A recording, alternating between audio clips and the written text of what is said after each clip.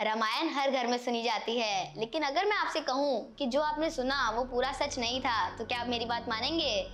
अग्नि परीक्षा एक पनिशमेंट नहीं, बल्कि एक पहले से सेट की गई स्ट्रैटेजी थी। रावण ने माता सीता को 1 साल तक बंदी बनाकर रखा, बट फिर भी उसने एक बार भी उन्हें छुआ नहीं। क्यों? हनुमान जी का एक पुत्र भी था, जिसके बारे में हनुमान जी को पूरी जिंदगी पता नहीं चला। और जब श्री राम जी की मृत्यु का समय आया, तब यमराज खुद अयोध्या में आने से डरते थे। क्यों? क्योंकि द्वार पर हनुमान जी खड़े थे। जो कहानी आपको आज तक नहीं सुनाई गई, उन सबके रहस्य आज खुलने वाले हैं। इसलिए इस वीडियो को एंड तक ध्यान से जरूर देखना, आपको रामायण एक नए रूप में खुलकर सामने आएगी। रामायण में लिखा है कि जब रावण साधु का वेश लेकर आया, तब उसने माता सीता का हरण कर लिया।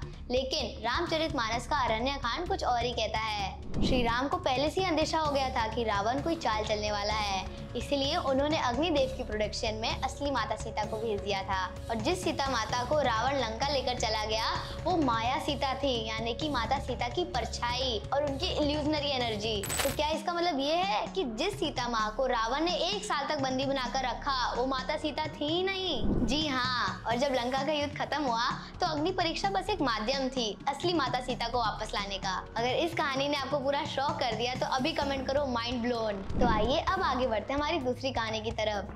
क्या रावण सच में इतना मर्यादा पुरुष था कि उसने माता सीता को छुआ तक नहीं, या फिर उसके पीछे कोई और रीजन था? रामायण के अध्याय 26 के मुताबिक एक बार रावण ने स्वर्ग की अप्सरा रंभा के साथ जबरदस्ती करने की कोशिश की थी, और वही रंभा रावण के भाई कुबेर के बेटे नल कुबेर की होने वाली पत्नी थी। गुस्से में नल कुबेर ने आखिर श्राप दे दिया, अगर तू कभी भी किसी स्त्री को उसकी मर्जी के खिलाफ छूने की कोशिश करेगा, तो तेरा सिर टुकड़ों में बढ़ जाएगा।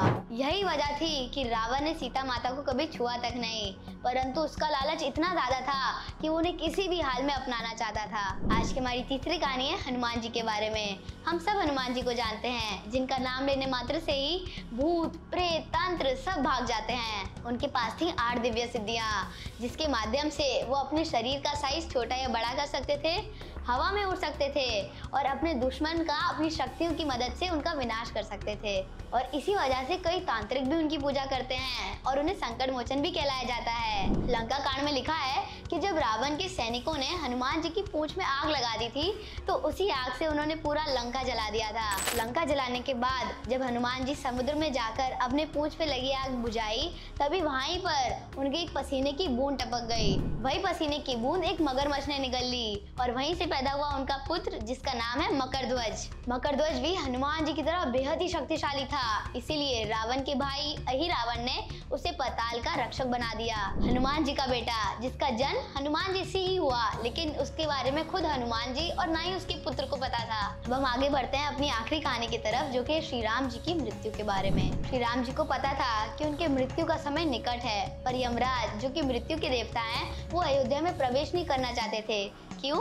क्योंकि हनुमान जी सदैव श्री राम जी के दरवाजे पर पहरा देते थे। यमराज कितनी भी कोशिश करते, पर हनुमान जी की पहरेदारी से निकल ही नहीं पाते। तो क्या किया श्री राम जी ने? उन्होंने अपनी अंगूठी फर्श के छेद से पाताल लोक में डाल दी, और हनुमान जी से उसे लाकर आने के लिए कहा। हनुमान जी ने अपना रूप बहुत ही छोटा किया और उसी छेद से अंदर गए, और वहाँ उन्होंने देखा कि वहाँ तो अंगूठियों का पहाड़ है। ये एक संकेत था कि ये कथा बार बार होती आई और आगे भी होती रहेगी। भगवान राम ने हनुमान जी से कहा था कि तुम कलयुग के अंत तक जीवित रहोगे, और जब मैं कल की अवतार लेकर आऊंगा, तब तुम मुझे पहचान लोगे। हनुमान जी आज भी जिंदा हैं और कल के अवतार का इंतजार कर रहे हैं। जब पूरे ब्रह्मांड में अंधकार और अधर्म छा जाएगा, तो विष्णु जी एक सफेद घोड़े पर कली राक्षस का अंत करने आएंगे। तो ये थी रामायण से जुड़ी सीक्रेट और शॉकिंग कहानियाँ, जो आपने शायद ही पहले कभी सुनी हो। अगर आप चाहते हैं कि मैं श्री कृष्ण जी के ऊपर एक डेडिकेटेड वीडियो बनाऊं, तो अभी कमेंट्स में लिखिए हरे कृष्णा। और अगर आपके पास भी कोई ऐसे शॉकिंग ट्रुथ्स हो रामायण, महाभारत या हनुमान जी को लेकर, तो कमेंट्स में जरूर बताएं। वीडियो पसंद आया हो तो लाइक करो, कमेंट करो, और साथ ही साथ सब्सक्राइब भी कर लो, क्योंकि मैं लेकर आता हूँ हर वीक एक ऐसी स्पिरिचुअल और सीक्रेट कहानी जो आपने शायद ही पहले सुनी होगी। हरे कृष्ण, धन्यवाद।